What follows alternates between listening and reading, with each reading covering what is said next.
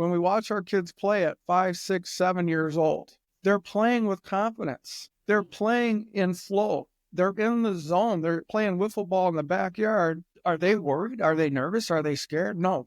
But with time and with some maybe poor coaching or poor parenting or putting the emphasis on the wrong things, they actually lose that confidence. They actually start stressing, worrying about, thinking about the wrong things. Welcome to the Parenting Athletic Kids podcast. My name is Travis Rogers. I'm a mental performance coach and the father of 2 athletic boys. Through this podcast, I hope to deliver actionable strategies that you can implement to help your son or daughter optimize their personal and athletic growth. I also hope these conversations help you enjoy the ride. Today's podcast is a little different. Once a week, I will be joined by Paul Weidner, a certified sport and performance psychologist, to discuss a single topic related to youth sports. Today's topic is confidence. Here we go.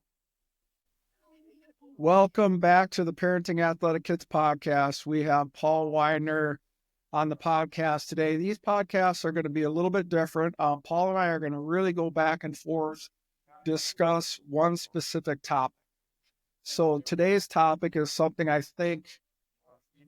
imagine every parent wants more confidence, wants to see their son or daughter compete, play, be active with more confidence. So confidence is really what we're going to dive in today.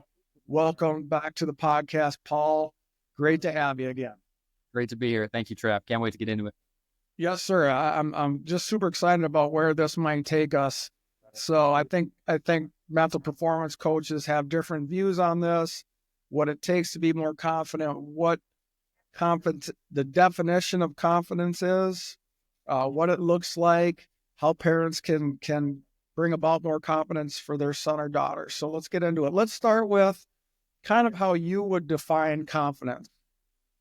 Yeah. So when I'm working with athletes, I tend to put the confidence piece in like one of 2 categories. And for maybe it sounds a little bit too academic, but I talk about macro confidence and I talk about micro confidence. And macro confidence for me is something, and I actually stole this a bit from you of just like, wow, that's a great way to put that.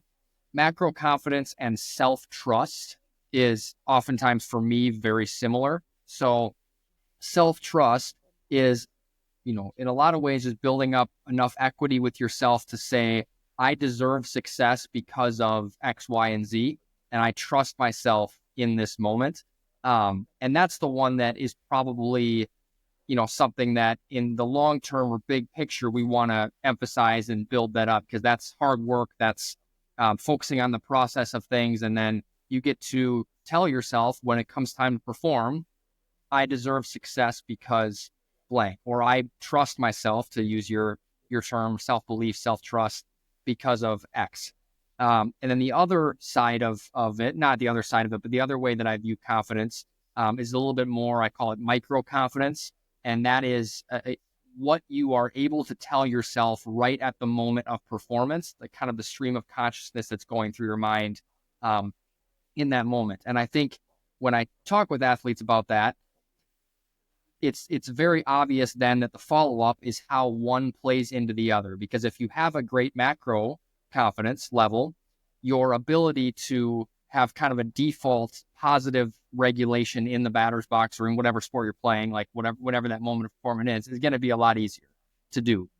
But they don't have to be one and the same, and you can work on either of those 2 things. And so that's just a hopefully concise enough way of saying how I view the 2 different types of confidence, and both of them are really important.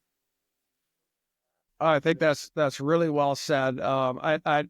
I don't think of it in terms of macro, micro. Maybe that's just too smart for me. But I love that, and I think super valuable parents out there to understand. And we'll get into this, I think, a lot here. We see the confidence in the micro part that Paul's talking about. We see it in the batter's box. We see it on the mound. We see it at the free throw line, whatever it might be. And there's skills that can be built in those situations. But to Paul's point, I think that can be fleeting. That can be something that comes and goes. If we're just relying on those skills, those tools in the moment, it's going to be really hard to sustain that. So I think that's the big thing for parents to understand and athletes to understand. We need to have that macro confidence, as Paul calls it. That's what's going to really sustain us. As I was thinking about this, some years ago, I spoke to a pitcher who had a short stint in Major League Baseball. I had breakfast with this guy, was talking to him about the mental game, and really asked him what he leaned to in the mental game. And they had all kinds of mental performance coaches, and they really talked about what you're talking about, the micro stuff. In the moment, what's the process look like? Are you taking a deep breath? Are you having positive self-talk? And he's like, yep, we do all these things. What he didn't have was this macro piece, a deep belief in himself, a deep self-belief, a deep trust. He hadn't built those skills. He hadn't bought into that system.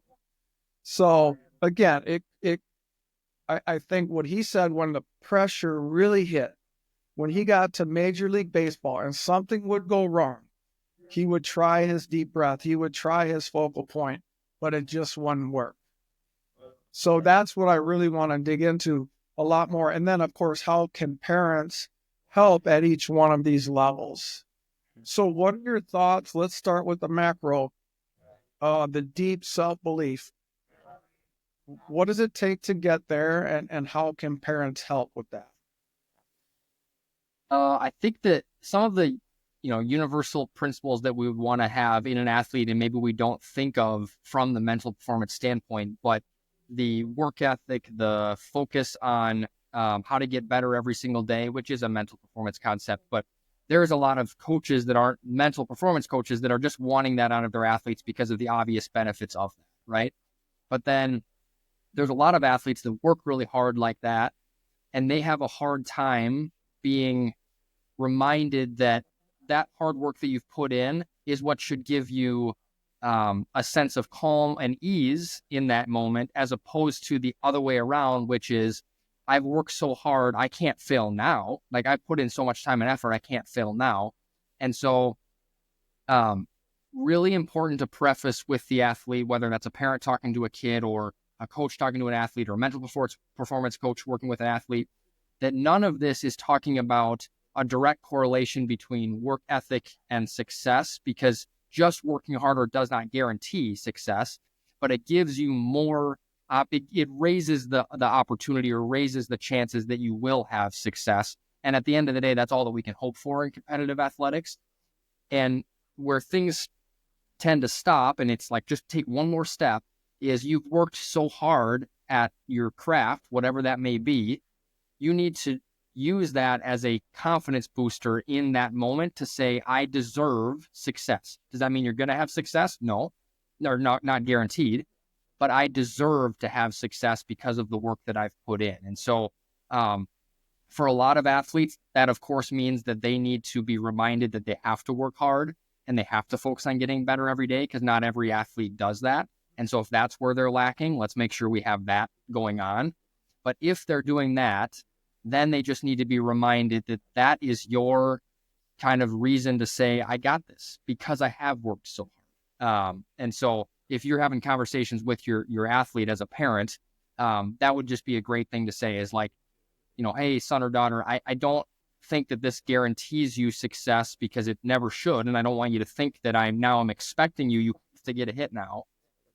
But man, don't you know how hard you've worked at this? Now just go be calm and have peace and have all that stuff, because you've already put in all this effort to just let yourself go play.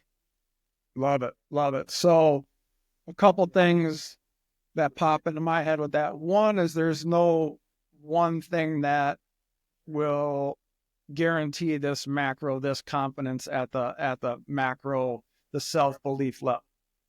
So it's a few things. It's one, putting in the effort and believing in that. Two, I think you kind of talked about this, but I want to narrow it down to this growth mindset, where where I understand it might not produce a certain result, but I know if I keep plugging away, I give myself a better chance at that result. So parents, that's super important. What Paul referred to there is emphasizing that, not emphasizing the result.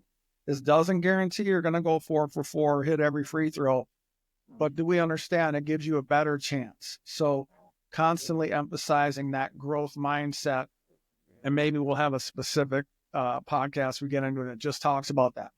But there isn't one set way. I think another thing that Paul kind of mentioned here is that a lot of times athletes will work really hard, but they almost get so wrapped up in the work and thinking, man, I just got to keep getting better and better, that they don't see the confidence benefits. So what do I mean by that?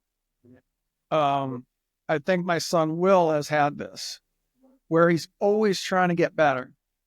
And as a parent, I emphasize that. But we never said you're always trying to get it better, but you are doing that really well, which is where the confidence comes from, right? We can get so wrapped up in this growth mindset and trying to get better, which again is important, but we can get so wrapped up in it that we never see that we are getting better. We never stop and take a look at the great results that we are getting. So parents, make sure that your son or daughter and you are emphasizing, man, I see the growth. I see the growth. That was a great at bat, despite the result. I see you battling and competing in there. Because again, if we're just always striving to get better, sometimes, does that make sense? Sometimes we don't stop and realize, man, I'm getting pretty good at this. Mm-hmm. You know? Yep. Any thoughts on that as I was kind of spitballing through that? No, well, other than the fact that, sports oftentimes, the results of sports don't always give us the opportunity to have what we would think of as like linear success or growth. So like if you don't start the season going 0 for 5 in a game, and then by the end of the season, you're going 4 for 5 every game. Like you might go 4 for 5, 2 games in a row in the beginning of the season and then hit a slump and then pick it back up and then down and up. And so like the success that you're trying to chase, I guess is what I'm trying to get at, needs to be something that can in some ways be a little bit more continual and gradual, and the sport itself may not present that to you. So be careful when you're talking about, see, you're getting so much better. You got 3 hits today. So does that mean when tomorrow I don't get 3 hits, that means I'm getting worse? That's a really hard thing to have your emphasis be on. Whereas like, hey, I noticed that your mannerisms in and then this might be like, parents really got to pay attention for this stuff. Like, I noticed that your mannerisms in the batter's box are not as fidgety as they used to be. I noticed that at the free throw line, you are taking a calm amount of time that you need to produce success. Like, yeah, you went 6 for 7 on free throws this game, and even if you go 3 for 7 tomorrow, which is in theory a step backwards, it's not a step backwards because the same principles that you talked about improving on, which are a little bit more able to stay this, you can continue to emphasize. Does that make sense? So just be careful about what you're saying is you're getting better at, I guess, is what right. The fear I would have. I think the easiest way, that's awesome. I get that 100%. But I think the easiest way for parents and athletes to think about this is, am I getting better in the process things? So am I getting better at slowing the game down? Am I getting better with my body language? Is my energy more consistent? I mean, you can narrow this into each sport. Let's talk about, am I getting better at laying off pitches out of the strike zone? Mm-hmm. All these things go back to a certain level. Some of it is definitely repetition. But again, repetition is what Paul referred to, the hard work, putting in the work. So there's all kinds of things that go into that. But if you, as parents, put the emphasis on these process-oriented things and controllable things, what Paul's talking about there is you're not as fidgety in the batter's box. When something bad happened, you were more resilient. You overcame adversity much better, much quicker, whatever it might be. So really looking at those things and not so much the results, because as Paul said, in sports, the results, it's like a ping pong ball going up and down. Really cool. I want to refer to, so I just, a lot of the mental performance people that I've talked to really emphasize this macro level, as Paul refers to it.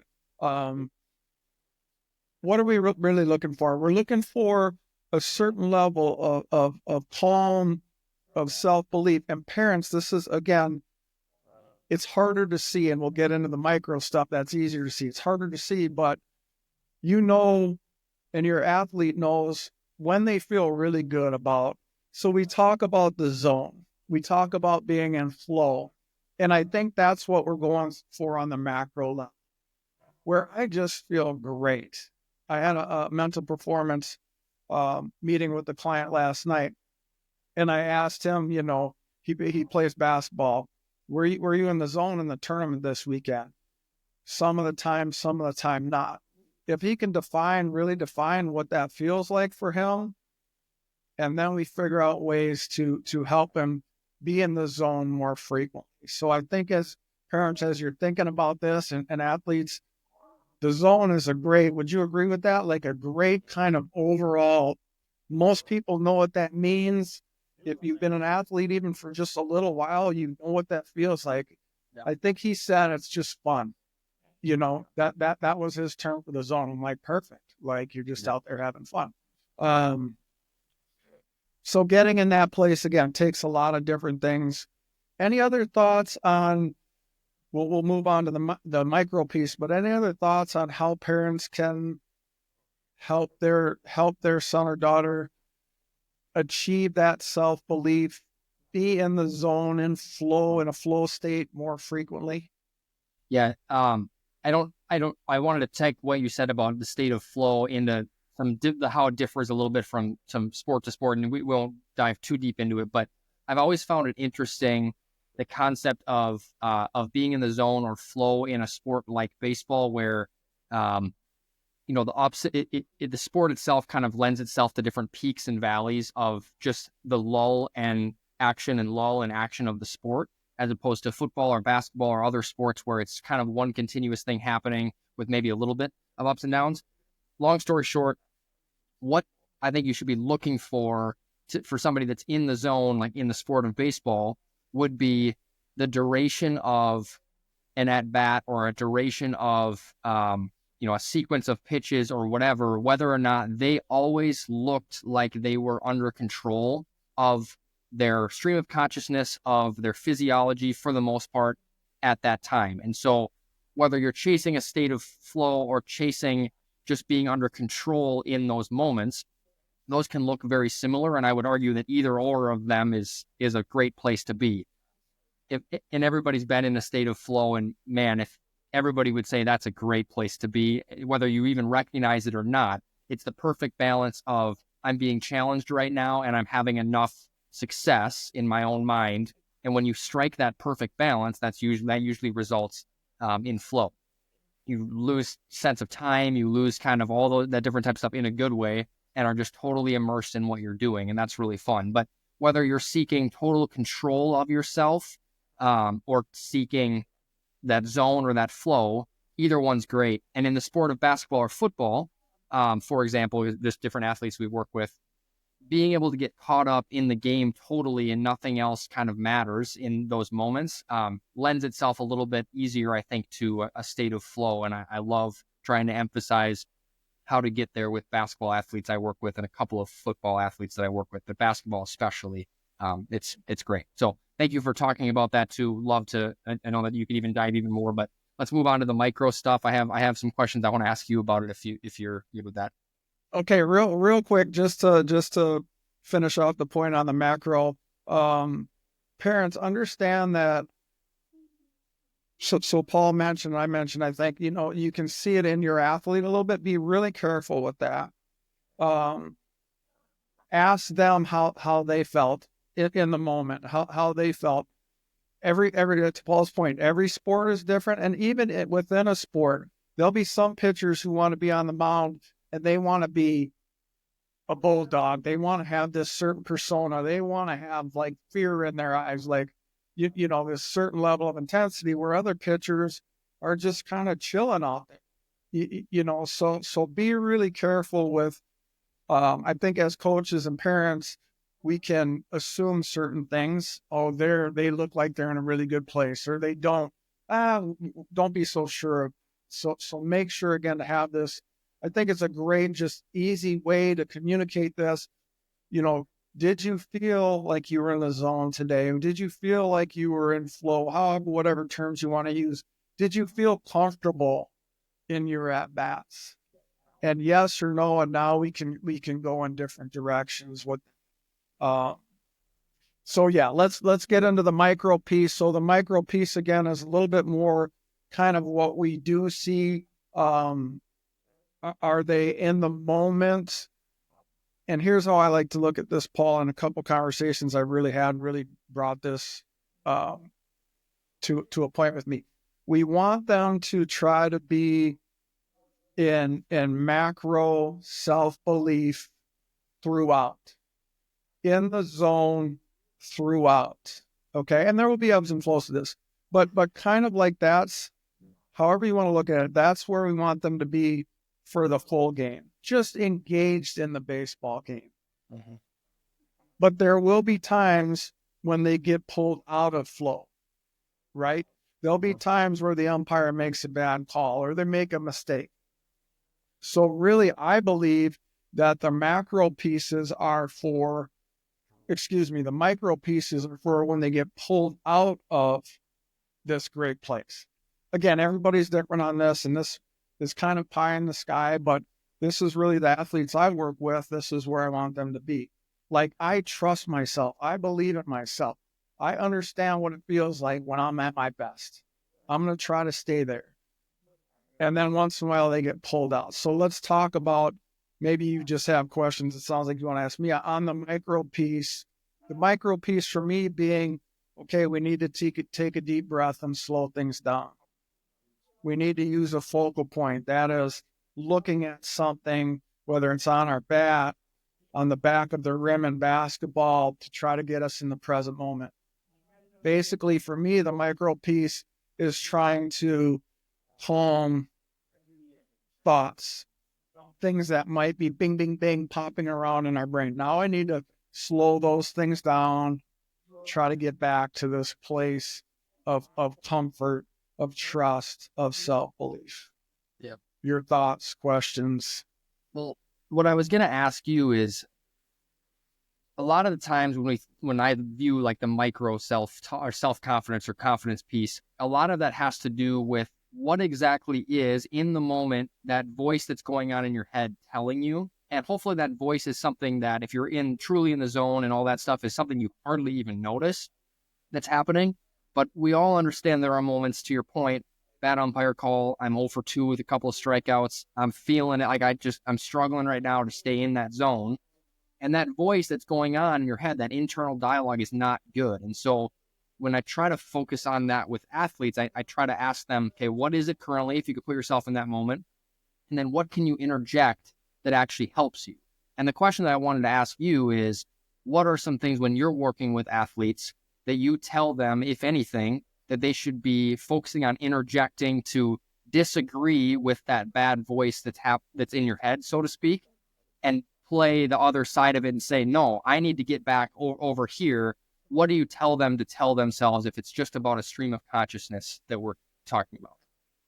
That's a great question. I think you can go in different directions, and the kind of, I don't know if it's a cop-out, but what I do with my clients is ask them, when they have been in that situation before, how do they get through it?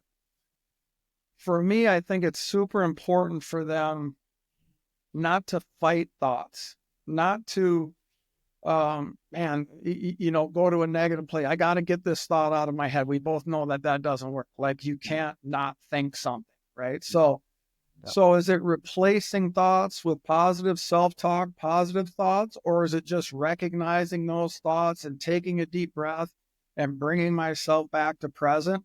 I think every athlete's different on that, right?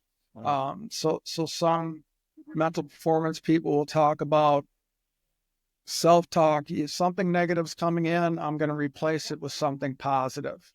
Or I use the two terms, either positive or useful, right? It might not be positive. Like umpire just called strike two. Now I'm down 0-2, and that was actually a ball. Like, what am I going to say positive to myself? Well, how about something useful? Step out, next pitch, deep breath. But I found everybody is so different on what they utilize at this point, right? So parents, again, ask your son or daughter, like when you see them overcome some type of adversity, how did you do that? You know, what were you thinking, or were you thinking anything, or what action did you take? Did you take a deep breath? So I think it's when we watch our kids play. Here's where I went with this in my mind as I was trying to go to sleep last night. When we watch our kids play at 5, 6, 7 years old, they're playing with confidence. They're playing in flow. They're in the zone. They're playing wiffle ball in the backyard. Are they worried? Are they nervous? Are they scared? No. But with time and with some maybe poor coaching or poor parenting, or putting the emphasis on the wrong things, they actually lose that confidence. They actually start stressing, worrying about, thinking about the wrong things. Well, how do we get back to that 5, 6, 7-year-old self where they're just playing the game? And again, I think everybody's different. Some people focus on being more competitive, on really bearing down. Like, I got to really focus. And that works for some people. Other people got to do exactly the opposite. I got to step back. I got to relax. I got to calm myself. So unfortunately, like, there's no straightforward answer to your question, but I would say to parents, you might be able to notice some of this stuff. Here's when I saw that Johnny or Susie, when I saw them really kind of calm themselves down, or get themselves back to a flow state, a really good place. How did they do that? Let's talk about that.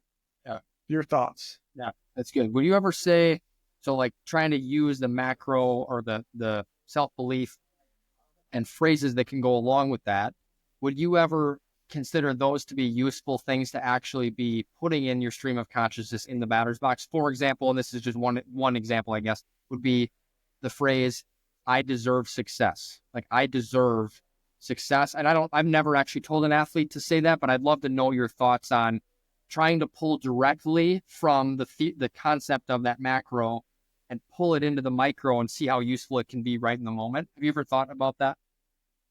Yes, certainly. Again, it not to waffle on this, but it's different strokes for different folks, right? Like for some people that would be super powerful. For some people, it might be, they say to themselves, well, do I really deserve this? Like, why do I deserve this more than the pitcher deserves to, strike me out? Or again, so that's going back to what the athlete needs, what serves them. That could be great. So not to poo-poo it, that could be a great way for some people to go. If they're super fixed mindset, if they're super based on results. I just talked to a kid after practice yesterday down here on the high school team, and he started to use a little bit of visualization. When he goes to bed at night, he imagines and visualizes the success he wants, a batting average, how many home runs. He sees himself in the uniform, hitting home runs, hitting baseballs the opposite way. And I said to him, I think that's fantastic. I said, just be careful that everything you're doing here with your visualization isn't just result-based, okay? Make sure there's some stuff in here where you're seeing yourself take a deep breath, if needed. taking a really great swing, what you're doing while you're on deck to help you get ready to smash that baseball. But I loved where he went with it. And if it works for him, it works for him. Who am I to say, like, you should do it this way or this way? I just wanted him, and I don't know if he'll take what I said or not. Like I said, here's something I want you to think about maybe implementing into this. What do you think? See how it goes when you visualize tonight. If it helps you to have a sense of process a little bit more. But he's a kid that I've known for quite a while now. He's very outcome based. And I think he needs to be a little careful with that, but it helps him a lot. It helps to push him daily on a daily basis. It helps him to have focus when he gets in the weight room, all these other different areas. It helps him as he's trying to gain weight. We were talking about some gaining some muscle yesterday, all these different things. So again, everybody's different. We've had conversations where you can get too process oriented. Mm-hmm. Right. And then the competitive nature maybe slacks a little bit. Yeah. So again, parents kind of finding that rhythm, allowing your son or daughter to find that rhythm, allowing them to work through that. And again, us not thinking we have the best approach or the right approach. There's so many different approaches. Thoughts on that? Yeah, I would say I pretty much agree with everything that you said there. I just, sometimes I marvel at, like, there do seem to be some guys or athletes, some guys or girls that, and I've experienced this firsthand, that they are just, for whatever reason, when it comes time to performing, they are absolutely convinced that they are the best player on the field, whether they are or not. They are just convinced that this is going to go well for them. And in maybe exceptions, not the rule, but some are able to do that despite being a very hard worker or not being a very hard, not always doing all that stuff. And so when I saw that for the first time, I think that was my first sense of making sure that there's an importance in separating those two things, even though we should always be trying to draw upon the macro to help us. And at the end of the day, is maybe some of the exceptions that I'm talking about, or is it even teachable? I'm not sure. Like, in what world would you recommend being not a hard worker, lazy, and then being like, yeah, but if you can control this, like, you're good? No, right. Of course not. And so I don't want to get into that, but I always want to figure out how you can put your athlete in the best position possible in the batter's box, regardless of what has happened, regardless of what equity you have built up, regardless of whatever, because I think that you can at least take steps forward in that direction and not always just be like, well, the only place you can get confidence from is if you feel like you've built equity with yourself to deserve it. No, you can play those mental games with yourself, and some people are incredible at that. And if we can get any sense of that and learn from it and what we can tell our athletes, I think that's great. I think that in some ways, a lot of the athletes, the way I talked about earlier, that do work really hard, but have a hard time bringing that into the batter's box with them, it's probably just a little bit of that missing piece, which is like, you aren't very good at controlling this, and you are letting all the pressure take control of like how hard you've worked, as opposed to the ease and the calmness that it should bring you in the batter's box. And so trying to make sure that we equip those athletes that are incredibly hard workers, very passionate in what they do, they're very competitive people, all the things that we say we want, being able to equip them with the correct micro self-talk, micro confidence that they can use. I think it's very important. And I don't really have anything to counter what you said with or anything like that. Like, I thought you said it really, really well. I just think that separation is important, and understanding that sometimes there is athletes that just need a little bit of this because they do have a lot of the things that you would normally think of as confidence building aspects. It's like, well, why doesn't it show up? Let's make it show up when it actually matters.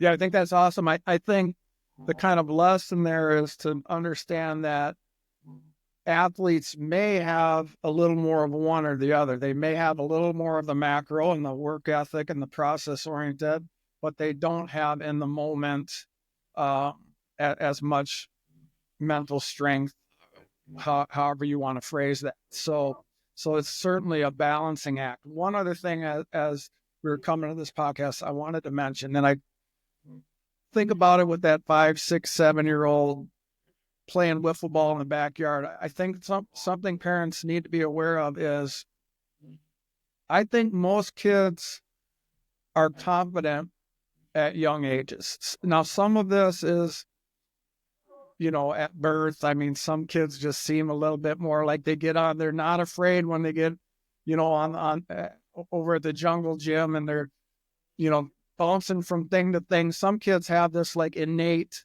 if you will, freedom. But I think most kids have that. I'm thinking back to wiffle ball in our backyard when my kids were 5, 6, 7 years old, and all the neighbors would come over, and nobody seemed to have a lack of confidence. They all wanted to give up there and take a shot at hitting that wiffle ball over the neighbor's house.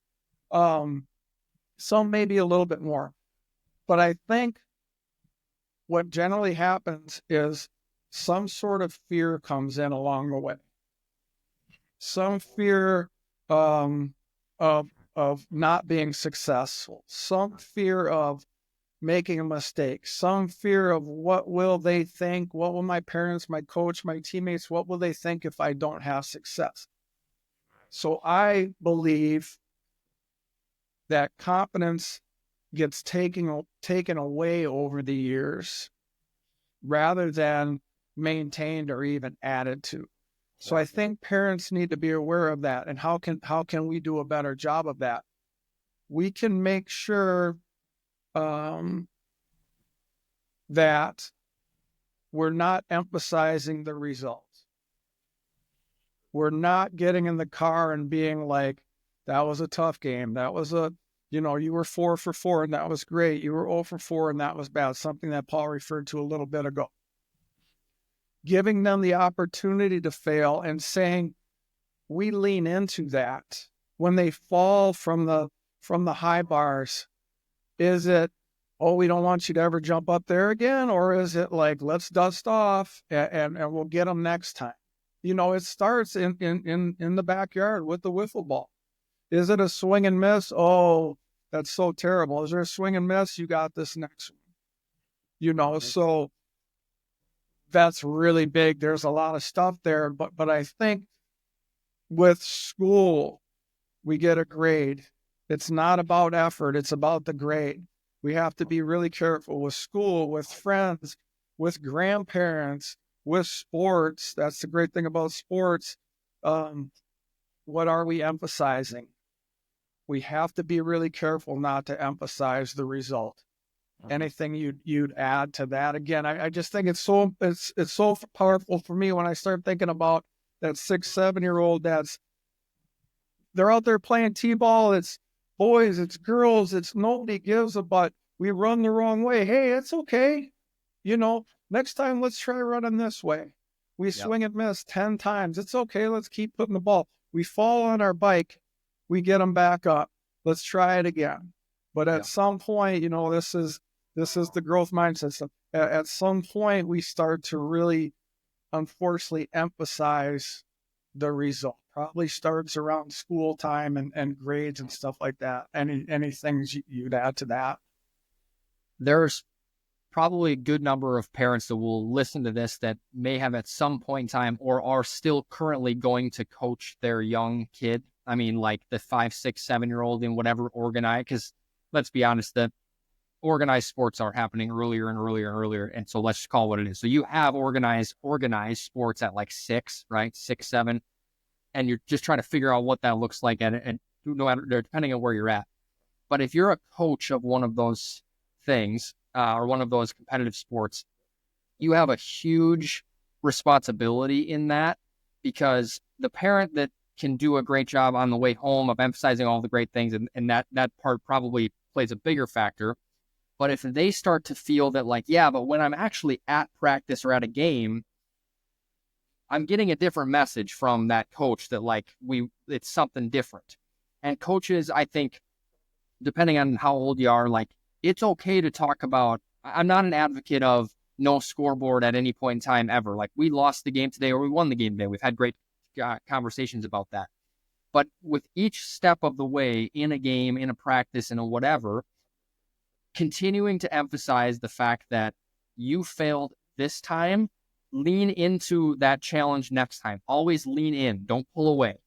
Always lean in, don't pull away. Always lean in, don't pull away. And if you just get kids to always want to run to the fight, no matter what the results are, you're doing a great job of setting the foundation for the rest of their life on how they're going to view those competitive settings.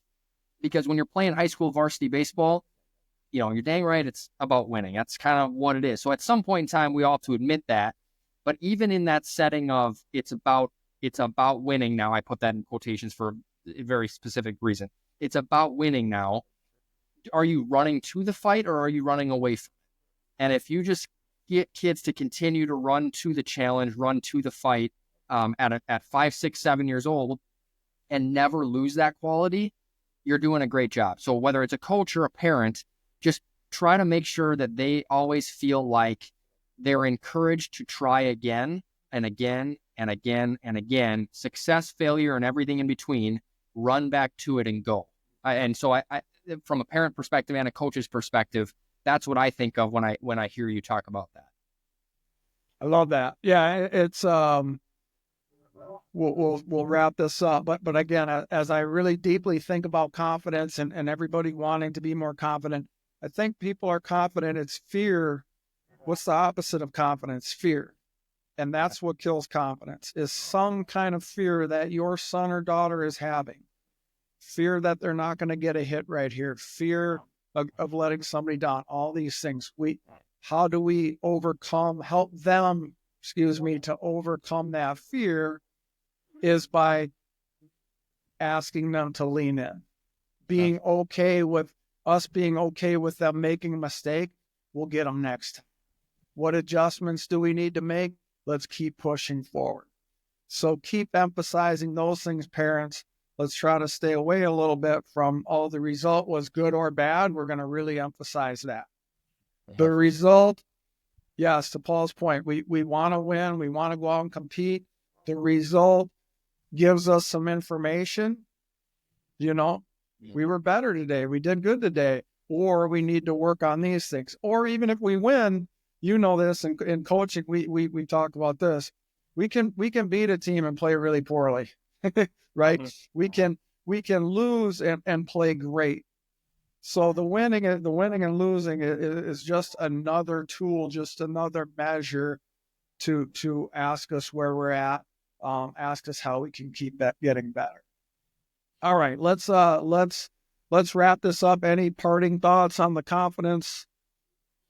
No, I think we covered it. Did a great job. Okay. Thanks for all that you shared during that too, and hopefully it was a good listen for everybody.